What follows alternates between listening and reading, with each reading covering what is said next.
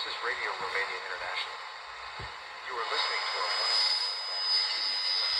America, the East Coast. We can also be heard on the internet at www.rri.ro, Channel 1. You can find us on Facebook, Twitter, and other social media platforms. Our programs are also available on TuneIn, Radio Romania International 1. We wish you good reception conditions.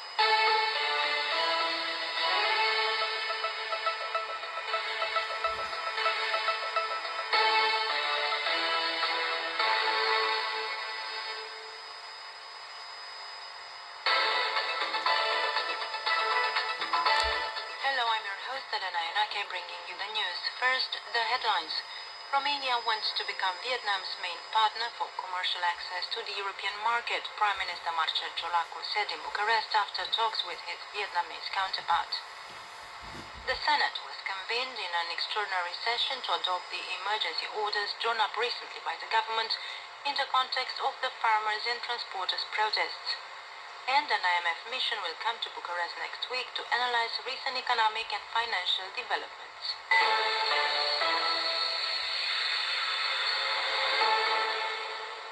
Preparations are being made in Romanian cities for the celebration of the Union of the Romanian Principalities.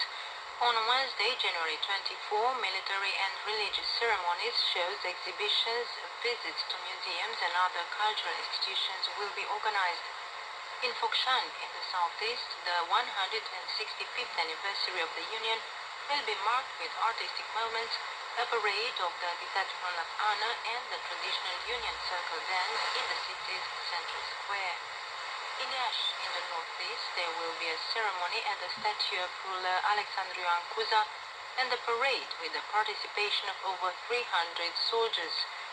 In Bucharest, the Cotroceni National Museum will be open to the public free of charge, and at the Romanian Athenaeum, George Enescu Philharmonic Orchestra will hold a concert for students.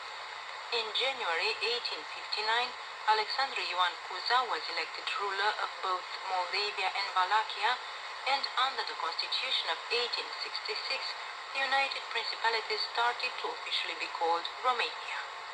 The Romanian Prime Minister Marcel Ciolacu said that it is time for relations between Romania and Vietnam to move to the next level, after almost 7.5 decades since the establishment of diplomatic relations between the two countries.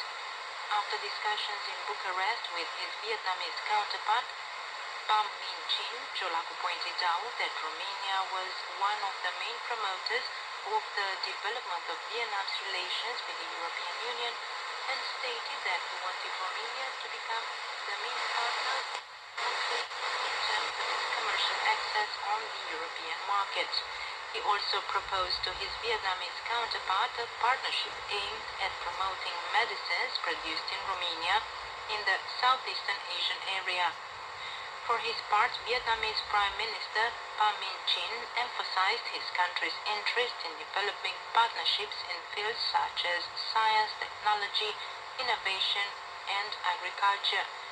The head of the Hanoi government will be received by President Klaus Iohannis. In Bucharest, the Senate was convened Monday in an extraordinary session to adopt the emergency orders recently issued by the government in the context of the farmers' and transporters' protests. There are several normative acts, including one of the excise duty on diesel fuel and another modifying regulations in the field of road transport. The emergency ordinances were approved by the executive during the parliamentary recess, and according to the Constitution, Parliament must be convened within 5 days to turn them into laws.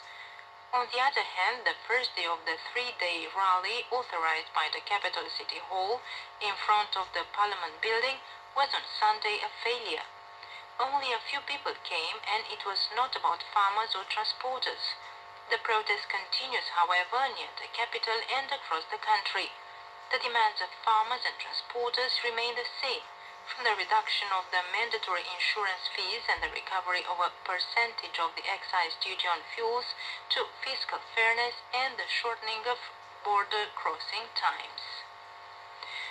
An IMF mission will come to Bucharest next week, approximately 4 months after the previous visit, to analyze the latest economic and financial developments.